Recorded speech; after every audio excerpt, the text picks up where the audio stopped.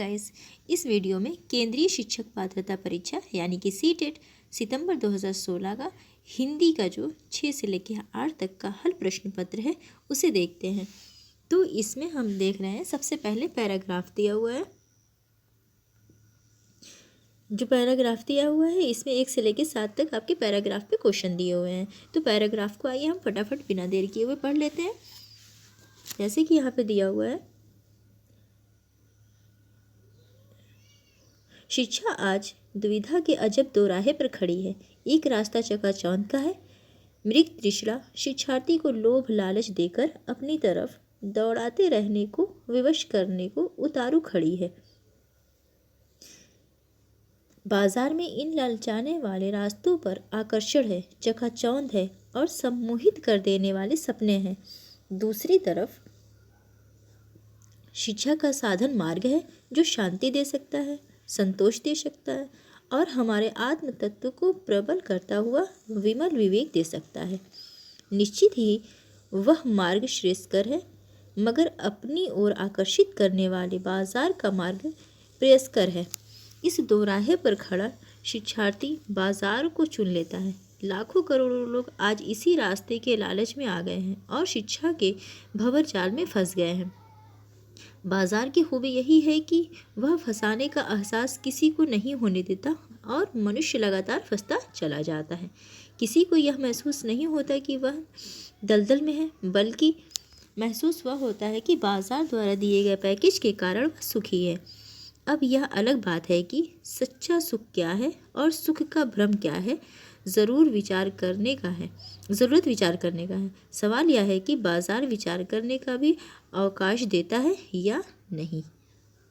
तो इसमें पहला क्वेश्चन है, लेखक ने शिक्षा के संदर्भ में किस बात को महत्व दिया है। पहले क्वेश्चन देखते हैं। तो लेखक ने इसमें, अगर आप पैराग्राफ पे ध्यान से पढ़े होंगे कि यहाँ पे दिया हुआ है कि लेखक जो था वो क्या कह रहा है, साधना को मुख्य रूप से महत्व दिया हुआ है।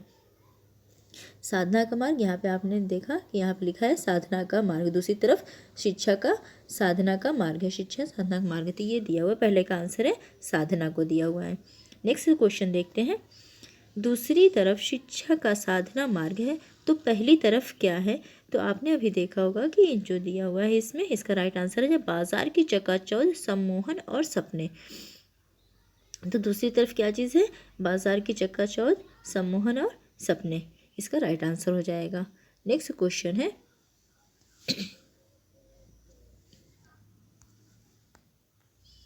निम्न में कौन सी विशेषता बाजार की नहीं है। तो इसका राइट आंसर है बाजार लोगों को सुख शांति देता है, ये इसकी विशेषता नहीं है। नेक्स्ट है, गद्यांश के अनुसार लोग बाजार को चुनते हैं क्योंकि बाजार में आकर्षण चीज़ें पाई जाती है या फिर आकर्षण है, इसलिए लोग क्या करते हैं, बाजार को चुनते हैं या फिर बाजार आकर्षक में है। नेक्स्ट है, गद्यांश के आधार पर कहा जा सकता है कि भौतिकवादी सोच हावी हो रही है। गद्यांश के आधार पर क्या कह सकते हैं, भौतिकवादी सोच हावी हो रही है। आकर्षक का विलोम शब्द है, तो आकर्षक का विलोम शब्द क्या होएगा, विकर्षण।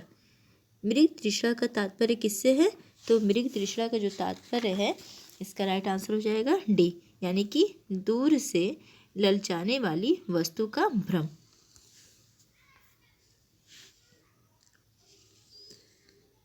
नेक्स्ट है, निर्देश दिए हुए हैं 8 से लेकर 22 तक, इसमें देखना है। भाषा शिक्षण के संदर्भ में बहुभाषी कक्षा से तात्पर्य है कक्षा में क्या होना चाहिए, तो सभी बच्चों को अपनी अपनी भाषा बोलने के अवसरों की उपलब्धता होनी चाहिए, इसका राइट आंसर हो जाएगा डी। व्याकरण के ज्ञान का मुख्य उद्देश्य है। तो व्याकरण के ज्ञान का मुख्य उद्देश्य क्या है, भाषा प्रयोग में व्याकरण का ध्यान रखना, ये इसका मुख्य उद्देश्य, इसका राइट आंसर हो जाएगा ए। अनुस्वर एवं अनुनासिक का प्रयोग करने संबंधी त्रुटियों को दूर किया जा सकता है, तो क्या करके, स्वयं सही उच्चारण का आदर्श प्रस्तुत करके इसे दूर किया जा सकता है।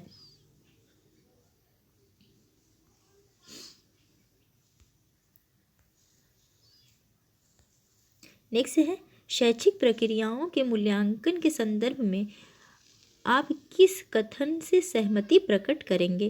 तो इसका जो राइट आंसर हो जाएगा वो हो जाएगा सी, यानी कि बच्चों को पास फेल करना वास्तव में व्यवस्थागत विशिष्ट विफलताओं को बच्चों के सिर मढ़ना। नेक्स्ट है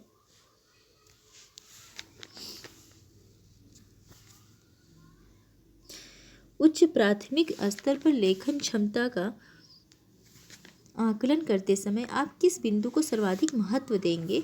तो उच्च प्राथमिक स्तर पर लेखन क्षमता का आकलन करते समय हम सबसे अधिक मात्रा में विचार की मौलिकता पर महत्व देंगे।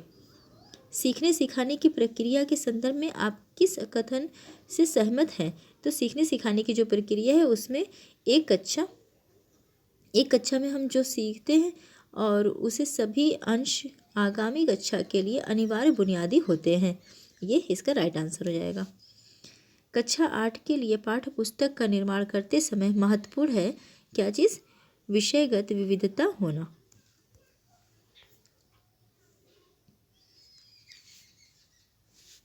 नेक्स्ट क्वेश्चन है पाठ्य पुस्तक को आधार बनाकर पूछे जाने वाले प्रश्न हैं।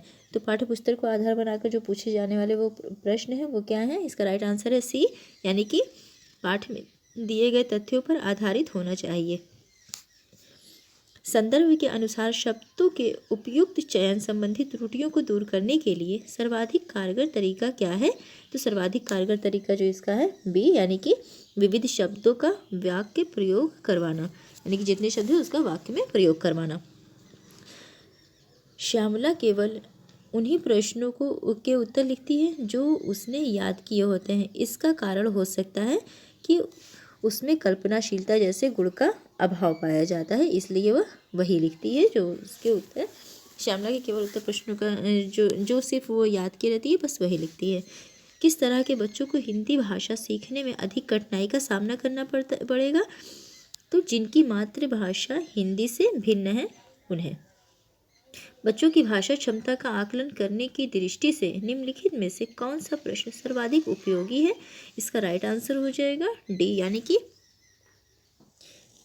फेरी वालों की आवाज़ें सुनिए और किसी एक कक्षा में अभिनय करके दिखाएं। सभी भाषाएं कुशलता है, तो सभी भाषाएं कुशलता क्या है? एक दूसरे से संबंध। भाषा का प्रमुख कार्य है, तो भाषा का प्रमुख कार्य क्या है? संप्रेषण करना। पाठ्य पुस्तक का नया पाठ आरंभ करने से पहले अध्यापक के लिए आवश्यक है कि वह पाठ्य के मूल भाव पर बातचीत करें। नीचे निर्देश दिए गए हैं, फिर से इसमें गद्यांश है तो उसको स्किप करते हैं। इसके बाद नेक्स्ट वाले पेपर पे चलते हैं, यानी कि अगला पेपर। ये टोटल आपके 30 हर पेपर में, यानी कि जो सब्जेक्ट वाइज होता है उसमें ये हिंदी में 30 या फिर और भी जो होगा आपका सब्जेक्ट उसमें 30 क्वेश्चन देते हैं। तो आइए नेक्स्ट पे चलते हैं। ये फरवरी 2016 का सीटेट का है 6 से 8 तक। तो इसमें भी आप देख रहे हैं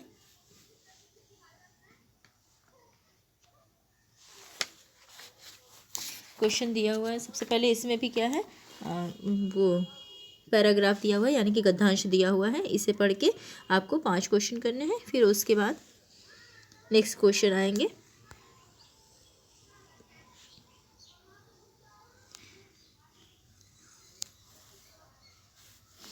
तो इसको आप वीडियो को रोक के इसे देख लीजिएगा। हम अगले क्वेश्चन पे चलते हैं। इसमें क्वेश्चन है आपका, सबसे उपयुक्त उत्तर वाले विकल्प को चुनें। बच्चों के स्कूल की भाषा और घर एवं पड़ोस की भाषा में समरूपता होनी चाहिए। भाषा की पाठ्यपुस्तक में एक पाठ एकांकी के रूप में है। आप शिक्षार्थी से एकांकी पढ़वाने के बाद उसका मंचन करवाएंगी। लिखना एवं पढ़ना सीखने के संदर्भ में कौन सा कथन सबसे उपयुक्त है? तो लिखना और पढ़ना सीखना समान रूप से अंततः संबंधित है। द्वितीय भाषा सीखने के संदर्भ में सबसे कम महत्वपूर्ण है, तो अभिभावक से प्राप्त प्रोत्साहन। गद्य पद्य और नाटक हमारी संवेदना को धार प्रदान करने के साथ साथ हमारे जीवन के पहलू को समृद्ध करते हैं। तो इसका जो राइट आंसर हो जाएगा वो हो जाएगा सी, यानी कि सांस्कृतिक साहित्य। नेक्स्ट है, कोई एक भाषा लिपि या लिपियां में लिखी जा सकती है, हाँ, उसमें थोड़ा फेरबदल हो सकता है। तो इसका जो राइट आंसर हो जाएगा वो हो जाएगा सभी।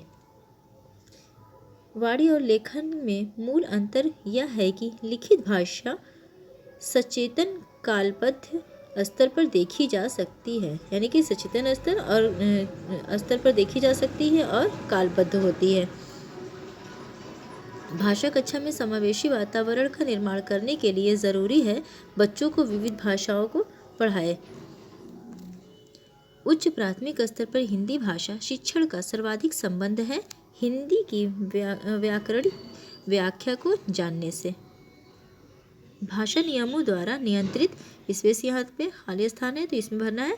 संप्रेषण का माध्यम भर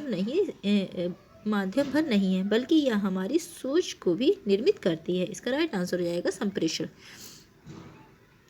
पूनम अपने शिक्षार्थियों को पढ़ाते समय दृश्य श्रव्य सामग्री का प्रयोग करती है। इसका प्रमुख कारण है कि वह कक्षा के सभी बच्चों की रुचि का ध्यान रखती है। कक्षा 8 के बच्चों का सतत आकलन करने में सबसे अधिक महत्वपूर्ण है भाषा प्रयोग की क्षमता। बच्चों की भाषा समाज के साथ संपर्क का ही परिणाम है। यह विचार किसका है? तो यह विचार वाइगोत्स्की का है। भाषा अर्जित करने की स्थिति में बच्चे भाषायिक नियमों को स्वाभाविक रूप से ग्रहण करते हैं। रमेश 7वीं कक्षा में पढ़ता है। वह सामान्यतः बातचीत में ठीक है, लेकिन पढ़ते समय वह बार बार अटकता है। यह संभवतः डिसलेक्सिया से ग्रस्त है। मतलब जो ऐसा करता है पढ़ते समय बार बार अटक जाए या फिर रुक जाए, तो वो किससे ग्रस्त होता है? डिसलेक्सिया से।